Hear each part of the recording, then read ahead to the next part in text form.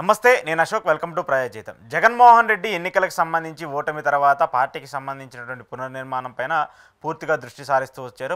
పార్టీకి సంబంధించి గతంలో 11 స్థానాలకు పలిపోవడానికి గల కారణాలు కావచ్చు, ఆ తర్వాత నియోజకవర్గాలకు సంబంధించి అభ్యర్థుల మార్పు కావచ్చు, ఇవన్నీ కూడా ఒక్కొక్కటిని నిశితంగా పరిశీలించుకుంటూ దానికి సంబంధించి మార్పులు చేర్పులు చేసుకుంటూ వస్తున్నారు. అయితే గత 2 ఎన్నికల్లో జగన్మోహన్ రెడ్డి పోటీ చేసిన ప్రతిసారి ఏదో ఒక స్ట్రాటజీస్తో ఎన్నికల్లోకి వెళ్తారు. అంతకుముందు ప్రశాంత్ కిషోర్తో కావచ్చు, మొన్న ఎన్నికలకు సంబంధించినటువంటి ఐపాక్కి సంబంధించినటువంటి ఋషి కావచ్చు, వీళ్ళిద్దరు కూడా జగన్మోహన్ రెడ్డి కోసం, జగన్మోహన్ రెడ్డికి సంబంధించినటువంటి గెలుపు కోసం కృషి చేస్తూ వచ్చారు. 2019 ఎన్నికల్లో ఐపాక్ సంబంధించి అప్పుడు ఐపాక్ లీడ్ చేసినటువంటి ప్రశాంత్ కిషోర్ జగన్మోహన్ రెడ్డికి స్ట్రాటజిస్ట్గా పనిచేస్తూ వచ్చారు.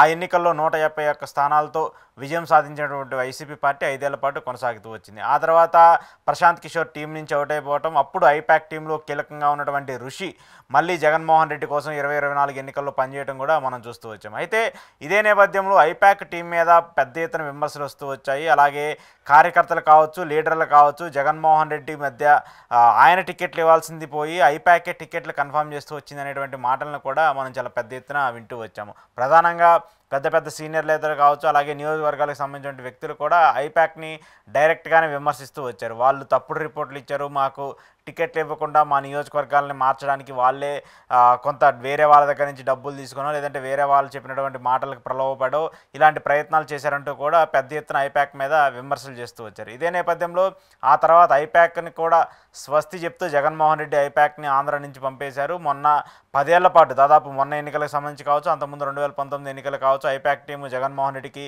పూర్తి స్థాయిలో మద్దతు తెలుపుతూ వచ్చింది. పూర్తి స్థాయిలో వైసీపీ పార్టీకి స్ట్రాటజీ ఇస్తూ వచ్చింది. అయితే ఇప్పుడు ఆల్రెడీ 2 సార్లు ఐపాక్ సేవలు తీసుకున్నటువంటి జగన్మోహన్ రెడ్డి ఐపాక్ స్వస్తి చెప్పిన తర్వాత వైసీపీ టీంలోకి ఎవరు వస్తారనేటువంటి ఒక చర్చ జరుగుతుంది. దానికి సంబంధించి ఇటీవల బెంగళూరు నివాసంలో జగన్మోహన్ రెడ్డి ఒక కీలక వ్యక్తితో సమావేశమైనట్టు తెలుస్తుంది. ఆ కీలక వ్యక్తి ఎవరంటే సునీల్ కనుగోలు. సునీల్ కనుగోలు ఈ పేరు కూడా గత 2-3 ఏళ్ల నుంచి చాలా పెద్ద ఎత్తున వినిపిస్తూ ఉంది. ఎందుకు 2-3 ఏళ్ల నుంచి పెద్ద ఎత్తున వినిపిస్తుందంటే, సౌత్ ఇండియాకి సంబంధించి కర్ణాటక ఎన్నికల్లో కాంగ్రెస్ పార్టీని విజయంలో కీలక బాధ్యతలు పోషించడం, దాంతోపాటు తెలంగాణకు సంబంధించి తెలంగాణలో కాంగ్రెస్ పార్టీని విజయం దిశగా అడుగులు వేసేందుకు కూడా సునీల్ కనుగోలు కీలక పాత్ర పోషించారు అనేటువంటి ఒకటైతే గట్టిగా వినిపిస్తున్నటువంటి నేపథ్యంలో సునీల్ కనుగోలు సేవల్ని తీసుకోవాలని చెప్పేసి కూడా వైసీపీ టీం అలాగే జగన్మోహన్ రెడ్డి కూడా భావిస్తున్నట్టు కూడా తెలుస్తుంది. దీనికి సంబంధించి బెంగళూరు నివాసంలో జగన్మోహన్ రెడ్డి సునీల్ కనుగోలుతో కూడా భేటీ అయినట్టు తెలుస్తుంది. పార్టీకి సంబంధించినటువంటి సంస్థాగత నిర్మాణం పైన కావచ్చు, అలాగే పార్టీకి సంబంధించిన వ్యవహారాల పైన కావచ్చు,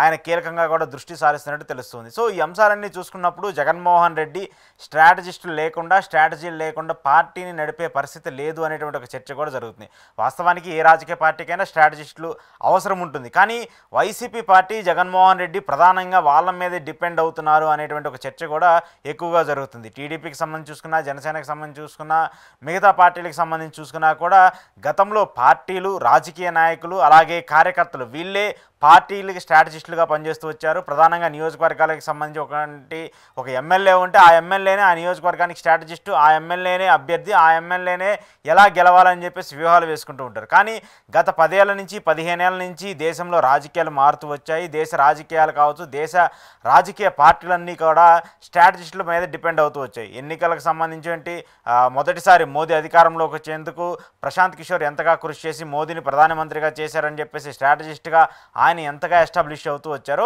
ఆ తర్వాత ఏ రాష్ట్రానికి ఎన్నికలు జరిగినా, ఏ రాష్ట్రంలో ఎన్నికలు జరగబోతున్నా కూడా ఇలాంటి స్ట్రాటజిస్టుల మీద ఎక్కువగా ఫోకస్ పెడుతూ వస్తున్నాయి అన్ని రాజకీయ పార్టీలు. సో అదే నేపథ్యంలో ముందు వరుసలో ఉంటూ ముందు భాగస్వామ్యంగా ఉండేటువంటి ఒక పార్టీ ఏదన్నా ఉందంటే అది వైసీపీ పార్టీ. వైసీపీ పార్టీ ఖచ్చితంగా స్ట్రాటజిస్టులు వ్యూహాలకు సంబంధించి కావచ్చు, స్ట్రాటజిస్టులు ఇచ్చేటువంటి ఐడియాలజీతో ఎక్కువగా ముందుకెళ్తుంది. జగన్మోహన్ రెడ్డికి పార్టీకి సంబంధించి, ప్రజలకు సంబంధించి ఎక్కువ బలం ఉన్నప్పటికీ కూడా కొన్ని వ్యూహాలను వేయడంలో, కొన్ని వ్యూహాలను అవలంబించడంలో ఆయన కొంత వెనకుంటారనేటువంటి చర్చ కూడా ఎక్కువగా జరుగుతూ ఉన్నటువంటి నేపథ్యంలో ఇప్పుడు సునీల్ కనుగోలుకు సంబంధించినటువంటి టీంతో, సునీల్ కనుగోలుకు సంబంధించినటువంటి ఐడియాలజీస్తో వైసీపీ పార్టీ ముందుకెళ్ళబోతున్నట్టు కూడా తెలుస్తుంది. మరికొద్ది రోజుల్లోనే అఫీషియల్గా కూడా దీన్ని ప్రకటించే ఛాన్స్ కూడా ఉన్నట్టు తెలియబోతుంది. గతంలో కూడా తెలుగు రాష్ట్రాలకు సంబంధించి తెలంగాణలో ప్రధానంగా ఇక్కడ బీఆర్ఎస్ పార్టీని ఓడించడానికి, కాంగ్రెస్ పార్టీని అధికారంలోకి తీసుకురావడానికి సునీల్ కనుగోలు ఎంతగా కృషి చేశారు. అలాగే కర్ణాటకకు సంబంధించి కర్ణాటక రాజకీయాల్లో అప్పుడు బీజేపీ పార్టీని ఓడించడానికి, కాంగ్రెస్ పార్టీని మళ్ళీ తిరిగి అధికారంలోకి తీసుకురావడానికి ఎంత కృషి చేశారో అలాంటి కృషిని మళ్ళీ ఆంధ్రప్రదేశ్లో కూడా తీసుకురావాలని చెప్పేసి కూడా వైసీపీకి సంబంధించి జగన్మోహన్ రెడ్డి కూడా భావిస్తున్నట్టు తెలుస్తుంది. దానికి సంబంధించి సునీల్ కనుగోలు వైసీపీ పార్టీకి స్ట్రాటజిస్ట్గా ఉండబోతున్నారు, స్ట్రాటజిస్ట్గా రాబోతున్నారు.